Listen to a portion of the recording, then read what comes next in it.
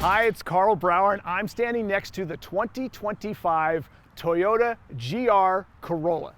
And there's big news for 2025, but I think the biggest news is that the Corolla now has an 8-speed automatic. That has been added to the option list. And of course, you can still get the manual 6-speed transmission that it always had, but they've expanded the car's audience with this 8-speed automatic beyond, let's be honest, the very narrow band of enthusiasts who can actually handle a 3-pedal car.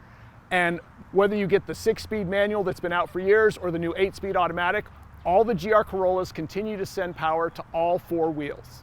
This new automatic is designed to take full advantage of the GR Corolla's all-wheel drive system, especially when the car is placed in the sport driving mode. It's supposed to learn how the driver is shifting and deliver maximum performance, especially when coming out of corners. How effective is it? Well, according to Toyota, automatic versions of the GR Corolla pull the exact same lap times as manual shift versions. Beyond the automatic, there are several mechanical enhancements to the GR Corolla for 2025.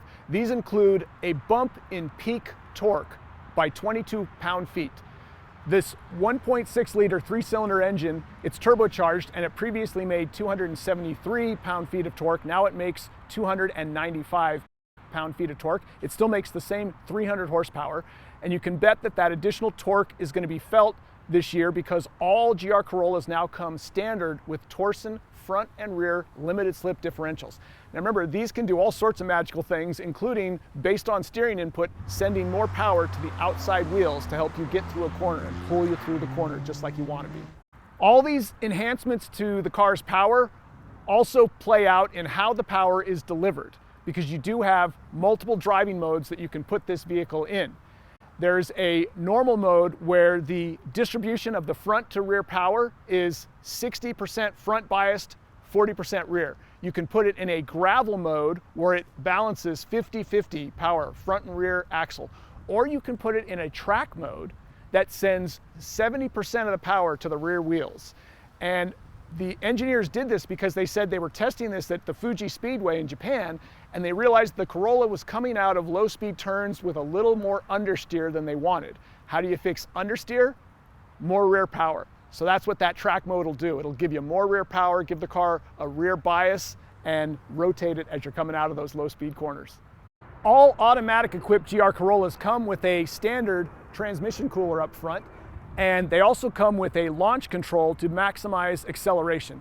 Of course, you can still get the 6-speed manual, which has actually been improved this year as well. It's got a better clutch, they've retuned it, and it's got a new relocated IMT, or Intelligent Manual Transmission button, that's now located just down on the console, right next to the shifter. And this, of course, allows clutchless shifting once you're rolling. There is a new front bumper on the 2025 GR Corolla. It makes space for not only the aforementioned transmission cooler, but also an optional sub-radiator. That comes optional on the premium trim, the mid-grade premium, and standard on Premium Plus. Premium Plus also gets these cool gloss vents on the hood, a carbon fiber roof, a head-up display, and of course, all the models, all trim levels, get 18-inch wheels with Michelin Pilot 4S summer tires, although only the Premium Plus, like this one, gets these very cool matte black wheels.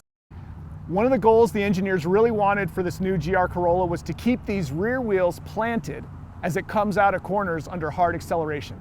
And what they found worked was putting rebound springs in the rear dampers, upgrading the coil springs, and this is really cool, raising the height, the mount height, for the rear trailing arms. That changed kind of the whole center of gravity and the roll center for the car, and that kept the rear wheels really well planted, better than before as it comes out of corners.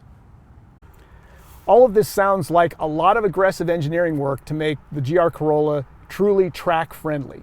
And that's good, because if you buy a GR Corolla, you get a free 1-year membership in the National Autosport Association, also known as NASA, Car Club. And that means access to track events and easier time finding compatriots to go race with. And I think this all sounds fabulous on paper and everything I've read about, but the truth is we got to see how it translates into the driving experience. So let's check it out. Now remember, one of the reasons Toyota put an automatic in this vehicle was to expand its access to people who don't want to deal with 3 pedals. Why would you not want to deal with 3 pedals? Probably because of exactly what I'm doing right now. Morning rush hour in Charlotte, North Carolina. It's freeway driving in the 2025 GR Corolla, and I've got it in sport mode because, well, that's the mode I'm going to want it in most of the time if I own one of these. And it's completely livable on the freeway. We are not getting an overly stiff or jumpy ride, so I can't complain about that. One thing I can complain about, like mini cars, is this is a Premium Plus model, and that means it's got the standard head-up display, and I can sort of see it, but I can't easily adjust it to where I can see it comfortably. And this is a pet peeve that goes well beyond this car, so don't think that this is just about picking on the GR Corolla. This is about picking on all cars that have head-up display, and the ability to adjust them is buried 7 layers deep somewhere in the screen here, which I've now gone through and can't find. So it makes it very difficult to adjust something that, to me, is a lot like a seat or a mirror. Okay, all you need are 2 different people driving the car on a semi-regular basis with different height, and you have to adjust that.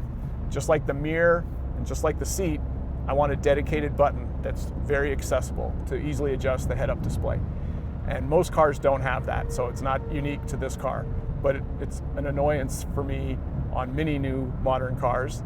And what's sad is that we're moving toward less dedicated buttons than more, so I'm probably wishing in vain that we'll actually ever see a movement toward dedicated controls for a head-up display that you can access right on the dash.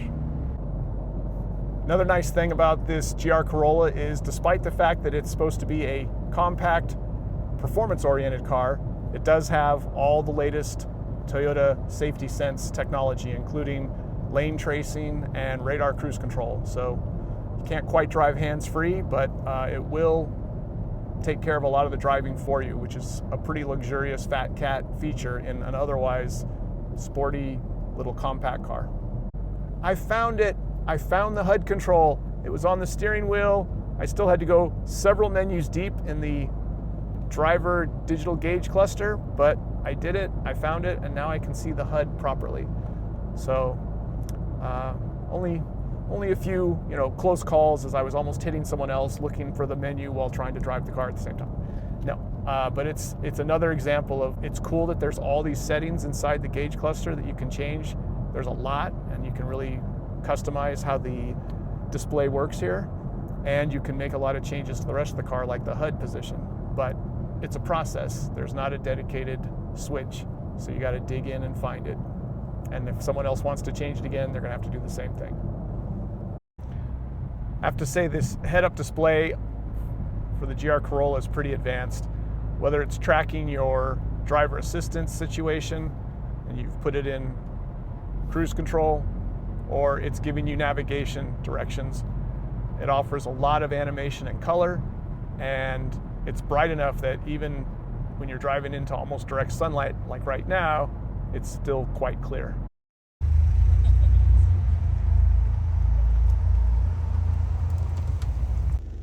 There are a lot of adjustments you can make to this car, including this track mode button that will let you adjust where the power is going, how much is going to the front wheels and the rear wheels. And you can see it all on the digital display here for the driver. So here we are, Charlotte Motor Speedway, driving the 2025 GR Corolla with the new direct automatic transmission. And so far, I'm leaving it in automatic, and it's doing its thing quite well. This is supposed to open up the GR Corolla to a much wider audience, past those who can only handle 3-pedal cars, which is a small number of people who can do that. So I'm glad to see Toyota making this car more widely available, and I would hope that more people do what I'm doing with it when they get it. Even when they're buying the automatic, they should be taking it out on a track like this, because this is where the car, well, is meant to be. And you can really feel it. I mean, they have got this suspension dialed in. They've upgraded the suspension, and they're keeping those rear wheels planted, the tire contact patch more consistent. Of course, I love hydraulic assisted steering, but this electric steering feels pretty good, and it works really well on the banks of a NASCAR track. like Charlotte Motor Speedway.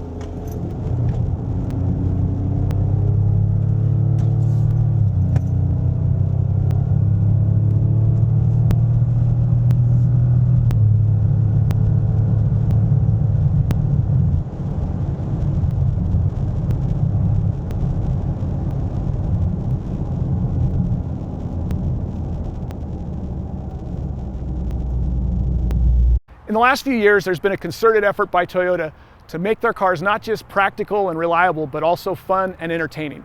This has been led by Akio Toyoda, the company's patriarch. He really wants his cars to be engaging and entertaining, and that's been reflected in things like the GR Supra, the GR86, and of course this new GR Corolla.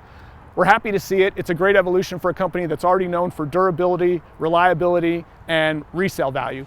Now they've got engaging and fun added to the equation, and it's a great move for them.